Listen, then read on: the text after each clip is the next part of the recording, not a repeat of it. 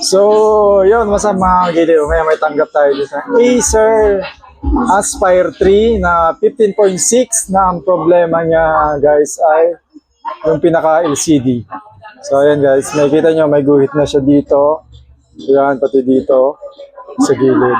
So, hindi na rin gumagana yung keyboard nito. May mga hindi gumagana ng parts. So, papalitan natin din siya ng isang buong keyboard. Dito, LCD sa keyboard yung papalitan natin guys. So, gawin na natin to. Let's go. So, yun guys, nabaklasan natin yung laptop. Ito, tatanggalin natin yung keyboard. So, tatanggalin natin yung pinaka-board niya, yung battery, yung pinaka-SSD, yung fan.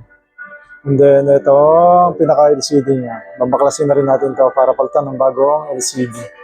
Let's go.